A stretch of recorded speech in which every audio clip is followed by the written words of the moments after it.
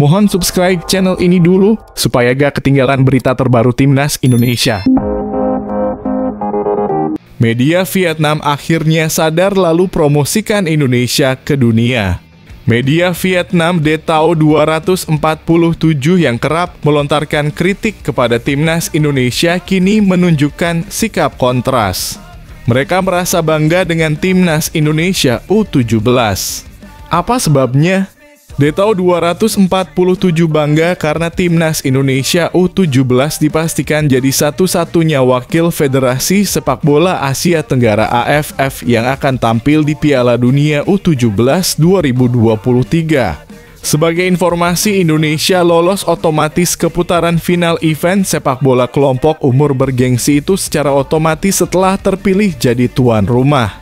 Dengan lolos otomatisnya Indonesia karena status tuan rumah wakil Asia di Piala Dunia U17 2023 akan berjumlah 5. Itu merupakan jumlah terbanyak yang setara dengan wakil Eropa, Inggris, Prancis, Jerman, Polandia, dan Spanyol.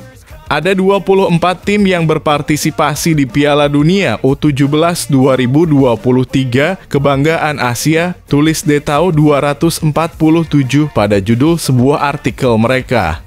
Di Piala Dunia U17 2023, Asia memiliki 5 perwakilan, sama banyaknya dengan Eropa. Asia dan Eropa merupakan benua dengan perwakilan negara paling banyak di Piala Dunia U17 2023. Tulisnya. Striker berkelas dunia keturunan Belanda masih ingin bela Indonesia. Sampaikan hal ini ke publik. Ia adalah Ragnar Oratmangun. Sekadar diketahui, Ragnar Oratmangun sempat didekati PSSI untuk dinaturalisasi menjadi warga negara Indonesia pada 2022. Namun karena alasan yang tidak jelas, pendekatan yang dilakukan PSSI kepada Ragnar Oratmangun menguap begitu saja. Sekarang setahun berlalu, Ragnar Oratmangun ditanya apakah masih tertarik dinaturalisasi menjadi WNI untuk memperkuat Timnas Indonesia.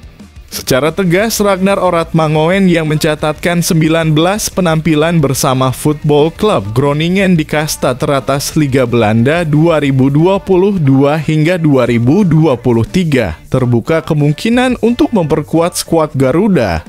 Iya, saya pernah dihubungi mereka PSSI tentang Timnas, tapi setelah itu kabarnya memudar dan tidak pernah yakin apa rencananya, kata Ragnar Oratmangun mengutip dari YouTube Yusa Nugraha. Kebetulan hari ini saya dapat kabar dari orang Belanda yang kenal orang-orang yang mengurus tentang hal itu. Jadi mungkin setelah ini ada kabar lagi. Jadi dulu pernah ada kontak tapi setelah itu agak memudar, lanjutnya. Rumput Stadion GBK rusak parah usai puncak bulan Bung Karno, duel Persija versus PSM Makassar terancam batal. Viral di media sosial medsos kondisi rumput Stadion Utama Gelora Bung Karno atau Stadion BGK Jakarta usai peringkatan puncak bulan Bung Karno yang digelar PDIP. Seperti diketahui, puncak bulan Bung Karno akan dihadiri sekitar 70.000 massa yang terdiri dari kader hingga relawan. Acara turut mengundang semua Menteri Kabinet Indonesia Maju dan para ketua umum partai. Namun usai peringatan itu, kondisi rumput stadion di pusat kota Jakarta itu rusak parah. Kondisi itu tergambar dalam video singkat yang diunggah akun Instagram @pengamatSepakBola. Kondisi lapangan GBK saat ini setelah digunakan oleh acara salah satu partai Sabtu lalu, tulis caption unggahan itu. Tak hanya itu saja, kerusakan parah rumput tersebut membuat duel Persija Jakarta versus PSM Makassar terancam tak bisa digelar.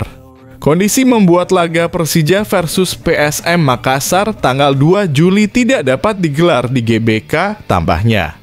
Astaga, sepertinya di Indonesia tidak ada tempat sampah ya, sedih, tulis gelandang Persebaya, C. Valente.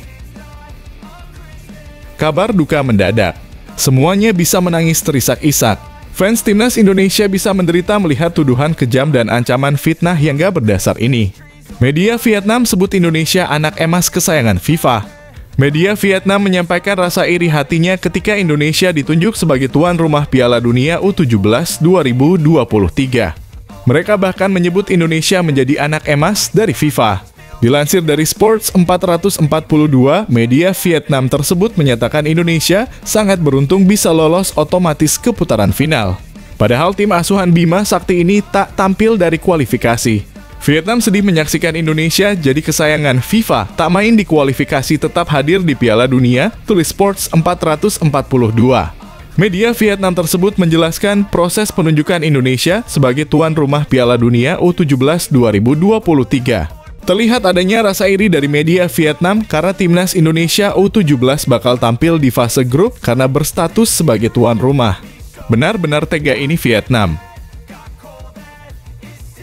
Gagal melaju ke Liga Champions Asia, ini calon lawan PSM Makassar di kualifikasi AFC Cup 2023. Asian Football Confederation dalam kurung AFC telah merilis jalur menuju putaran final Piala AFC 2023 per 2024. Dalam jadwal tersebut, PSM berstatus menunggu lawan. Seperti yang diketahui setelah kalah dari Bali United di laga playoff kualifikasi Liga Champions Asia 2023 per 2024, PSM Makassar kini menatap Piala AFC musim depan. PSM Makassar terlebih dahulu harus menjalani babak kualifikasi AFC Cup sebelum akhirnya dipastikan mewakili Indonesia di fase grup. Berdasarkan rilis terbaru AFC, PSM Makassar berada di kualifikasi R2 yang berarti hanya menjalani satu pertandingan saja untuk memastikan ke babak fase grup. Dalam babak playoff, PSM Makassar mendapat sejumlah keuntungan, yakni hanya bermain satu pertandingan dan akan bertindak sebagai tuan rumah.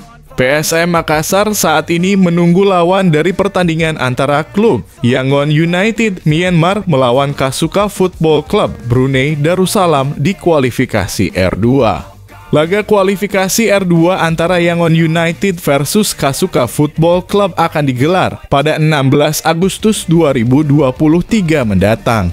Tim yang memenangkan laga tersebut akan bertandang ke markas PSM Makassar. Untuk babak grup sendiri akan digelar pada 20 September hingga 14 Desember 2023 dengan sistem kandang dan tandang. Saat ini wakil Indonesia untuk kompetisi Asia hanya diikuti oleh dua klub, yakni Bali United dan PSM Makassar. Buat kamu yang mau beli jersey timnas Indonesia terbaru, langsung aja klik link di deskripsi video ini. Dan nikmati promo gratis ongkirnya. Buruan sebelum kehabisan.